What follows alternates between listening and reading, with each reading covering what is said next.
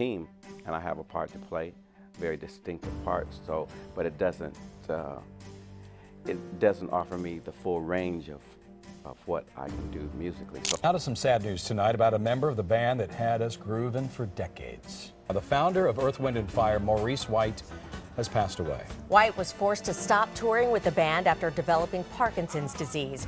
Maurice White died this morning in LA at the age of 74. The life and end of Earth, Wind & Fire members is a deeply tragic story. Despite their immense success, tensions simmered beneath the surface. From Maurice White's authoritarian leadership style, his top-down management left many band members feeling unheard and undervalued. Yeah, Maurice ran an organization. In Earth, Wind & Fire, I had a role to play, kind of like a Super Bowl team. To financial disparities, which grew resentment over unequal earnings, and White's control of publishing rights fueled frustrations. Put a group of people together for as writing songs and discovering new musical trends and stuff like that. So that was the beginning of Earth, Wind & Fire. The devastating loss of their beloved producer, Charles Stepney, and what once felt like an unstoppable force began to unravel behind the scenes, pushing the group into creative chaos and legal battles over royalties. Let's delve in. After Maurice White started Earth, Wind & Fire, the band released their first album in 1970. They also released a second album called The Need of Love. But sadly, both albums did not do very well. Not many people bought them, and they did not become hits. The band struggled to get noticed. It was a hard time for them. Many bands would have given up after this, but Maurice did not want to stop. He believed in the band and in their music. He knew they had something special, even if the world had not seen it yet. So he decided to make some big changes to help the group do better. So basically, we're a jazz band, and we converted a jazz band into a pop band, so it covers all areas. Maurice made a difficult decision. He changed almost everyone in the band, except for his brother, Verdine White, who played the bass guitar. Maurice believed the band needed fresh energy and new talent. He looked for new people who could bring something exciting to the group. That's when he found singer Philip Bailey. Maurice saw something special in Philip. He had a strong voice and a lot of passion. Maurice invited him to join the band. This was a big turning point. Philip would go on to become one of the key members of Earth, Wind & Fire. With this new lineup, the band was ready for a new beginning. A team, and I have a part to play, a very distinctive part. Now, you may not know the name, but I bet you know the voice. Philip Bailey has been co-lead vocalist with the group Earth, Wind & Fire for the past 12 years. Things were not always that smooth. There were problems, especially when it came to money and who had control over the band's business. Philip said that the trouble started early. When they signed their first deal, they became more than just a music group. They became a business. This meant money, contracts, and ownership. Maurice was told to keep full control of the group. Management felt that too many changes in the lineup already made things shaky, so they wanted one strong leader. Maurice signed papers that made him the main owner. So even though it looked like a group effort, it was Maurice who really ran things.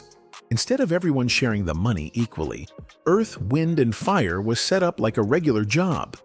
Band members got a salary, just like people working a 9-to-5 job. Sometimes they got a yearly bonus, like a holiday gift. But the big money, the real earnings, only went to the people who were seen as making major contributions. Royalties from music, which are payments given every time a song plays or sells, were not shared. Maurice owned the publishing rights. He said he did this to keep things organized and to avoid fights about money, which had destroyed other bands like The Temptations and Parliament Funkadelic. His plan worked for a while, but after some time, other members started feeling left out. They felt like workers in a company, not owners of something they helped build. Philip later wrote a book and shared how he felt about it all. Maurice didn't like being blamed and tried to explain his side. He felt stuck between being the leader and being called the bad guy. Some people thought he was strong and smart. Others said he just liked being in charge and keeping the power. Maurice said he always listened to the band, but with 9 different opinions and a business team too, someone was always unhappy.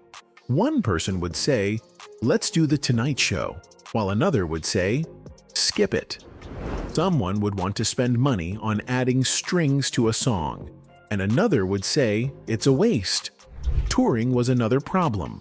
Some wanted longer tours, others wanted shorter ones. It was impossible to make everyone happy.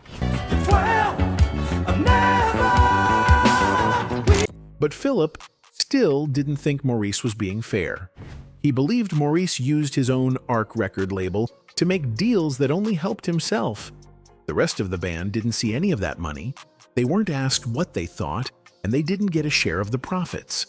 They were part of making the music, but they had no say in the decisions or the business side. That made them feel powerless. It felt like they were just hired workers, not real partners in something they all helped grow. There was one person who really benefited from the way things were set up: David Foster. He worked on the album I Am by helping write songs, play instruments, and arrange the music.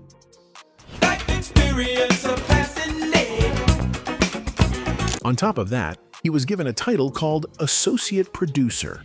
This meant when the album made money, he got paid more than the regular band members.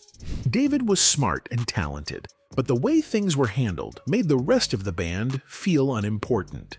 They played their parts on the album, but didn't get any extra money. That was hard to accept. David Foster said Maurice ran the band like a machine. Everything was planned, sharp and in order. Maurice was older and more experienced, like James Brown. He had been in the music business longer than most of the band members. The younger ones were still learning and enjoying their fame. They were happy to be on tour and to be known.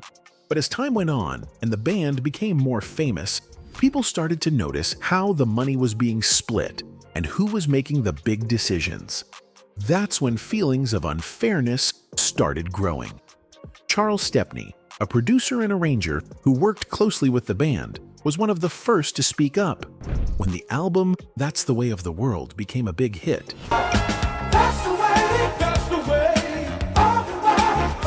Stepney didn't feel he got enough credit.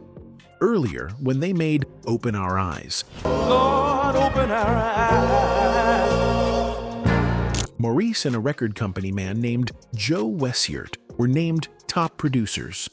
Stepney, who also worked hard on the album, was only listed as associate or co-producer. That didn't sit right with him. He felt like his work was just as important, but he wasn't being treated equally. Maurice also made changes to the band that caused more stress. He added a female singer, Jessica Cleaves. This meant the band now had 3 lead singers. Jessica had a beautiful voice and people loved her, but she also had personal problems. Philip, in his book, said that Jessica started missing shows. She also had issues with substance use, which made things harder. The band cared about her, but her behavior became a problem. Philip said Jessica was like a sister to them. She was kind and had amazing talent, but sadly, they couldn't make it work. Jessica eventually left the band. Maurice later said she wanted to move to Kansas with her husband, and even if she stayed, her struggles would have made it hard for her to continue. After she left, Maurice decided not to add another female singer. The group stayed all male from then on. Later in life, Jessica passed away from a stroke. She died on May 2nd, 2014, at the age of 65. Her voice still lives on in the music she made. Philip spoke kindly about her and remembered the good times, but Maurice talked about her more like a business choice, someone who didn't fit the group anymore. The band faced another painful loss. Charles Stepney, the talented producer who had helped shape their sound, was working with them on their album, Spirit. While they were recording, Stepney had a heart attack. At first, he survived and was taken to the hospital. That gave the band hope. But shortly after, they got a heartbreaking phone call. Stepney had passed away in his home in Chicago. Philip Bailey said the whole band was shocked and deeply hurt. Stepney was more than just a worker. He was a friend and someone who made their music better. Maurice also said it was a terrible surprise. They never saw it coming. Just interesting, just how great your dad was and how he just contributed to the sound of that band. Now, losing Stepney changed the band. It was hard to move on without him. His musical ideas and guidance had helped Earth, Wind, and Fire grow into something special. Without him, things felt different. Later on, Stepney's children sued Maurice, saying their father was never paid the money he was promised. They claimed he was owed royalties for the music he helped make. Erdine told me, he says, had your dad lived, he said he was neck and neck with Quincy Jones. I actually think your dad was greater. Say so. Seriously, he says if Charles... Maurice said that wasn't true. He stood by his story and said he didn't know anything. It was another painful chapter in the band's history. As Earth, Wind, and Fire got more popular, their shows became bigger and more expensive. They had bright lights, fancy costumes, and top-quality sound systems. These things were not cheap. Recording music also cost a lot because they used the best studios and equipment. All of this added up quickly, and the band had to spend more money to keep the show going. Maurice had big dreams. He didn't just want to make good music. He wanted to build something huge. He started his own record label, Kalimba Productions, and wanted to build a large music studio where the band could work without needing outside help. These were bold and creative ideas, but they also cost a lot of money. Maurice believed in his vision, but it wasn't easy to pay for everything. Some band members later said they didn't really know how the money was being spent. Maurice truly believed in building something bigger than just a band. He spent a lot of money trying to find and support new music talents through his label. But running a record label takes a lot of money and time. And with Earth, Wind, and Fire being such a big band, with so many members, everything cost even more. By the end of the 1970s, it became clear that the band was having money problems. Even though they were still selling records and playing to full audiences, the pressure of all the spending and bad money handling started to show. And obviously, these problems didn't just affect the bank account. They started to hurt the relationships between the band members too. As the band entered the 1980s, they faced another kind of trouble. This time, it was about their music style. In the 1970s, Earth, Wind, and Fire had created a special mix of funk, soul, and jazz. Fans loved it, and it brought the band great success. But music was changing. New styles like synth-pop, electronic beats, and new wave were becoming popular. Some members wanted to stick to their original sound, while others wanted to try something new. This difference in opinion caused more fights within the group. Maurice White wanted to explore new sounds and keep up with the times, but not everyone agreed. One of the most important members, guitarist Al McKay, played a big role in the band's best songs like September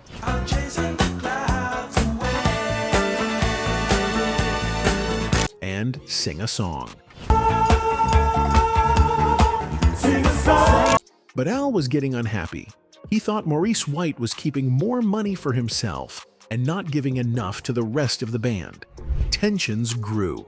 The two often argued outside the studio, trying to hide their fights so they wouldn't ruin the music. But during a tour in South America, things boiled over. Al told Maurice he was quitting the band after a heated argument. Even though he later tried to come back, Maurice didn't let him. When Al refused to fly to the next concert in Mexico, Maurice officially fired him. Most of the other members were shocked and upset by Al's departure, but Maurice didn't seem too worried. Al McKay leaving the group gave the others the courage to speak up too. Many of them felt that Maurice was too strict and didn't listen to their ideas. Maurice, on the other hand, believed that some band members didn't understand what he was trying to do. He thought they didn't see the full picture. Even after talking to them one by one to solve the issues, the problems didn't go away. Other talented people came and went from the band. One of them was Roland Bautista, a gifted guitarist. Roland joined the band in the early 1970s and brought a fresh sound.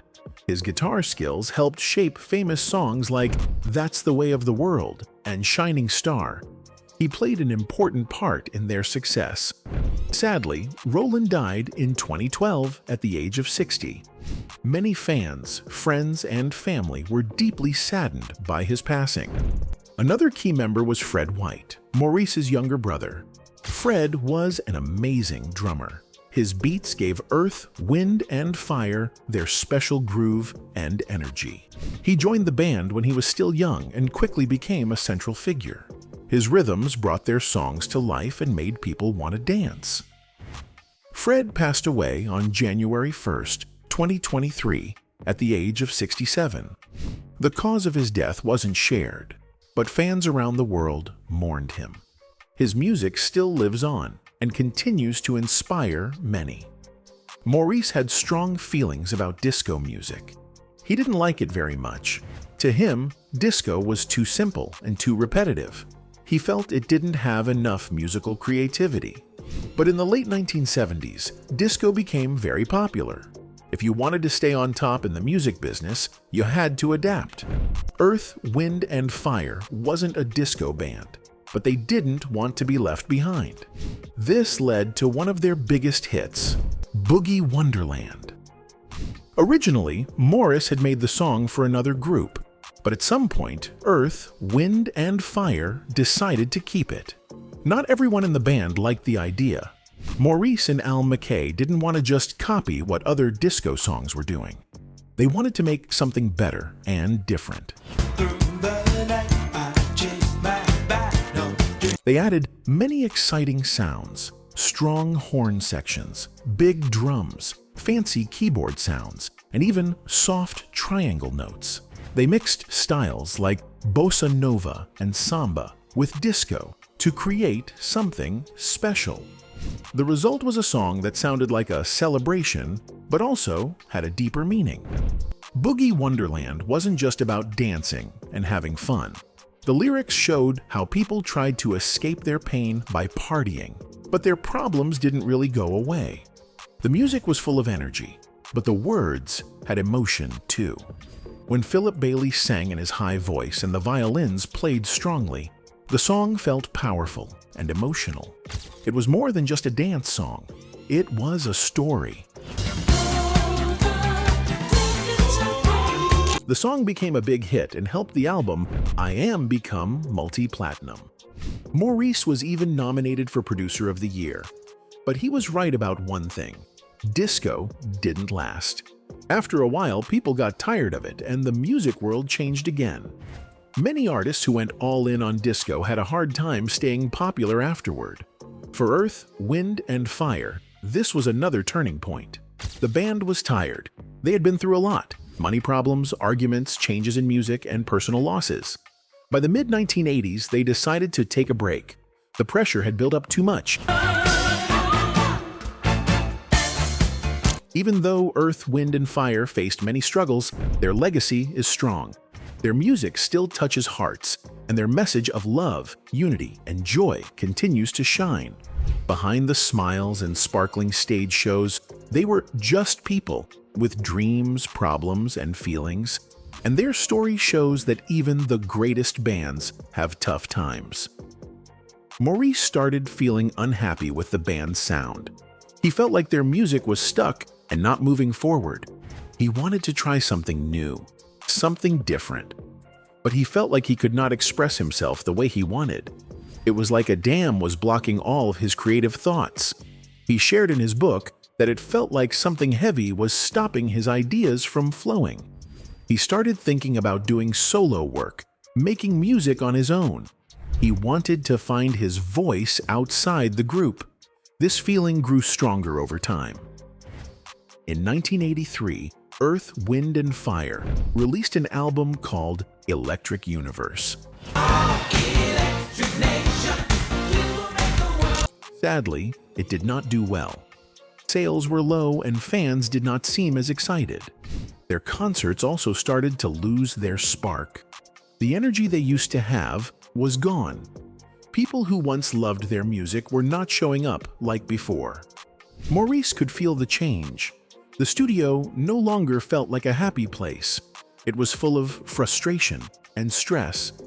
Maurice knew something had to change. He was tired and not enjoying the process anymore. That was when he made another big decision. Maurice decided to take a break from Earth, Wind, and Fire. He told everyone the band would stop making music for a while. This surprised fans and even people in the music industry. Some could not believe he was walking away. But Maurice said he needed time to think and to work on other things. He didn't want to make another album just because he had to. He wanted to feel inspired again. He told the other band members that maybe one day they could come back together, but he didn't know when. This break was not easy for the others. For many of the band members, Earth, Wind, and Fire was not just music, it was their job and their life. Without the band, they had no income. Some had to find work outside of music just to pay their bills. It was a very hard time. They felt left behind, like they were out in the middle of a storm with no help. While Maurice was trying to figure out his next steps, they were struggling to survive. Maurice also had trouble. His solo music didn't do well either. He had songs like Stand By Me and I Need You. But they didn't become hits. The songs had promise, but they just didn't connect with people. Fans didn't react the way Maurice had hoped. Instead of hearing his music everywhere, the songs quietly disappeared. Even the New York Times wrote that his solo career was a disappointment. Maurice felt discouraged. Things were not going the way he had planned. Then, he had another problem. He worked with famous singer Barbra Streisand on her 1984 album called Emotion. He helped produce 3 songs for her. Those songs got good reviews, but later he found out she changed parts of the songs without telling him. Maurice was hurt. He had worked hard on those songs and wanted respect for his work. He said in an interview that he wished she had talked to him first. He felt it was unfair to make changes behind his back. This upset him a lot. It added to his stress and disappointment. Around this time, something even more serious happened. Maurice's health began to get worse. He was told he had Parkinson's disease. This is a serious illness that affects the brain. It makes it hard for a person to move or control their body. It can also cause shaking and stiffness. Parkinson's happens when certain cells in the brain die. These cells help make a chemical called dopamine. Dopamine helps control how we move. When the brain can't make enough of it, the body stops working the right way. For Maurice, this meant everyday tasks became harder. Over time, the illness made him weaker. Still, Maurice tried to stay strong, but the disease took a toll on him. Then, on February 4th, 2016, the sad news came. Maurice White passed away in his sleep. He was at his home in Los Angeles. He was 74 years old. Now to some sad news tonight about a member of the band that had us grooving for decades. His brother, Verdine White, shared a message with the public. He said Maurice was his brother, his hero, and his best friend. Verdine said Maurice died peacefully. He also asked that people respect their family's privacy during that sad time. It was a very painful moment for everyone who loved Maurice and his music. Even though he is gone, people still remember him. Maurice White was more than just a musician. He was the heart and soul of Earth, Wind, and Fire. His music touched millions of people. His passion and strength helped build one of the greatest bands of all time. Now, Earth, Wind, and Fire tweeted out this message today, quote, "Our brother Maurice White passed peacefully in his sleep this morning. The light is he shining on you and me," end quote.